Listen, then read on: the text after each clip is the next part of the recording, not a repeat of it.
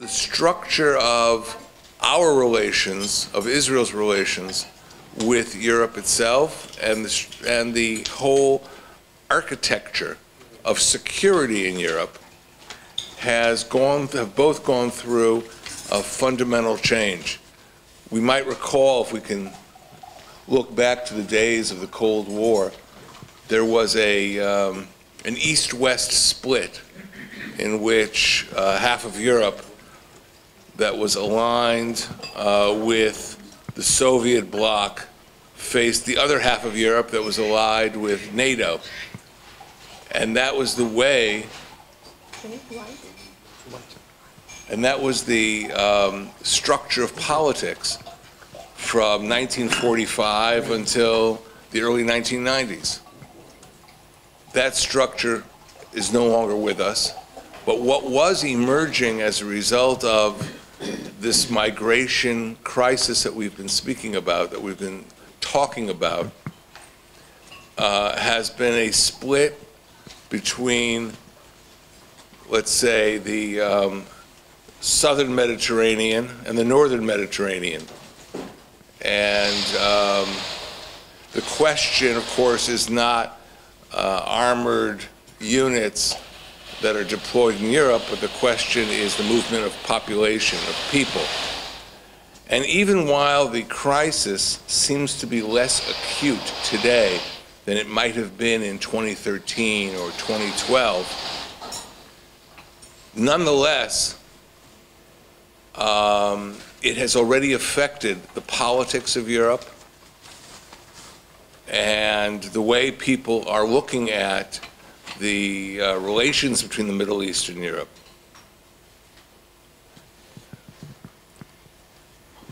Now,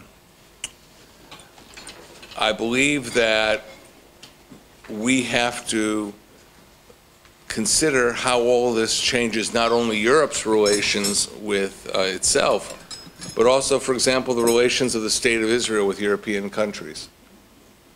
In the previous period, Israel has had somewhat good relations with Europe, but many times very tense relations with Europe. But what we're finding is that Israel and Europe are now sharing the same set of security concerns that they did not have before. If I can just use as an example, and I wrote about this in Fiamma's book, if you look at the question of the migration coming from Iraq and Syria into Europe, and you shift over to what has been going on in the Egyptian Sinai, which may be the next challenge that Europe will face. We have, Israel, the State of Israel has been active in helping Egypt, and this is something that President Sisi disclosed on the American television show 60 Minutes, that Israel has been active in Sinai in a way that strengthens Egypt's fight against ISIS. Now, if for a moment you thought about, well, what would happen if Israel wasn't offering that assistance? And if the insurgency in Sinai went the wrong way? Meaning that if that insurgency led to a victory for ISIS in Sinai, that could eventually cross over the Suez Canal into Egypt proper. The likely result would be the beginning of a new mass migration of Egyptians across the Mediterranean through what we call the Eastern route.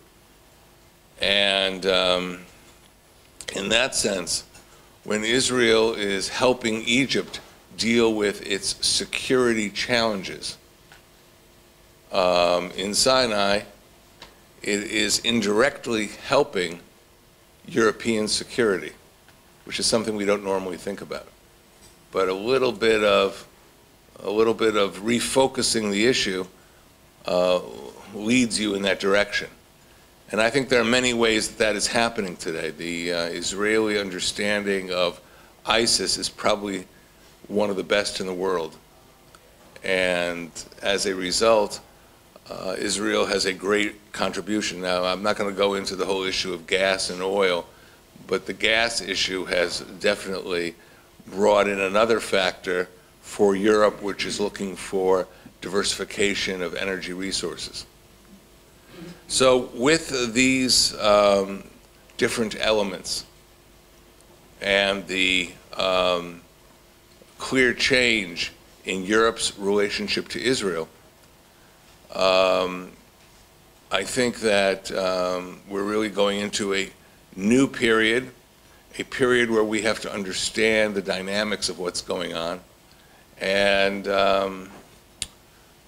basically be prepared for a new paradigm of relations, and one which I think can be a lot better than what existed previously.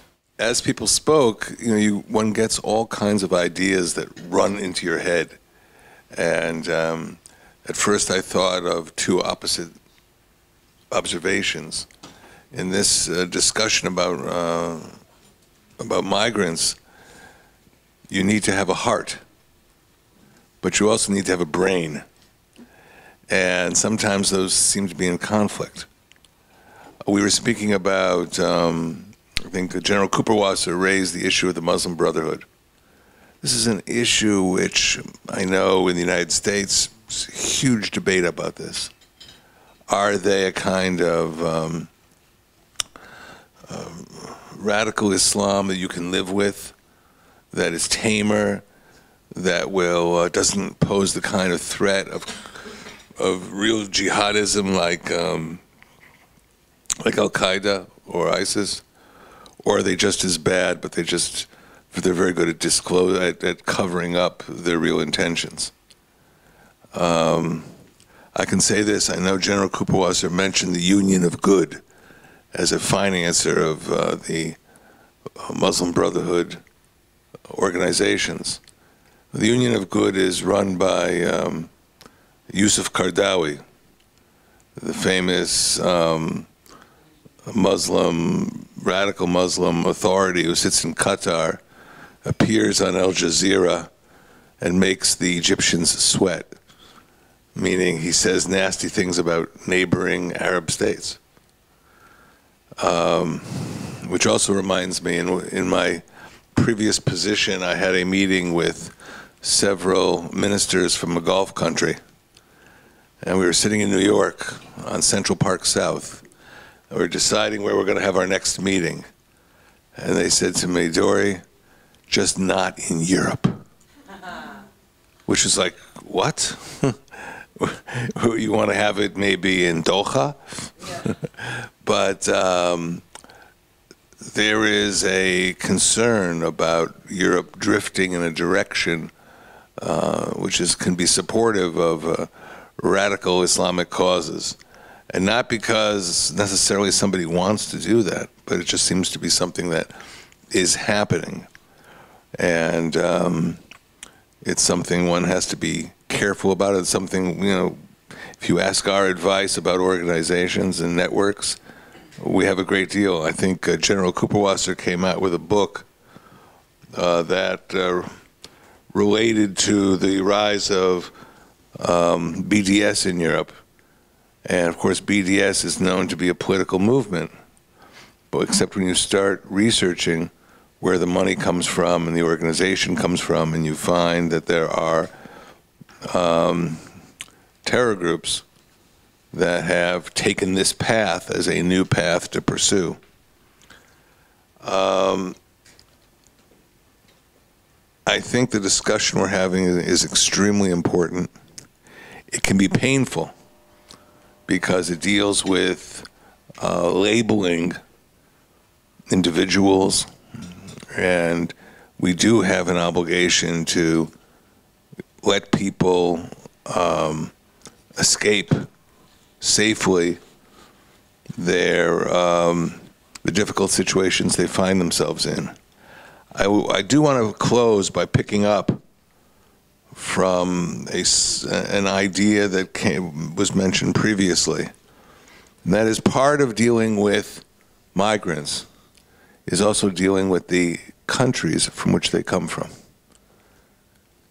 and helping them there before they get to the coast of the Mediterranean, where all kinds of nasty individuals want to exploit them in very bad ways.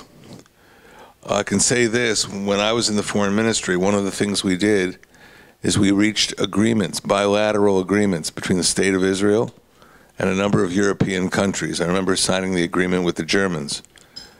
But, and those agreements called for cooperation in development initiatives, in particular African countries that are expected to be exporters of population in the next 10 years, 20 years, 30 years. Many who I spoke with during that period were specifically concerned with the future of Nigeria, which will have a population by the year 2050 that will be the same as the entire European Union, just Nigeria. So I think, again, if we have to find a productive avenue to pursue, it is helping these countries. You know, the list is well known. We talk about it all the time on the Israeli side with water management and agriculture and animal husbandry.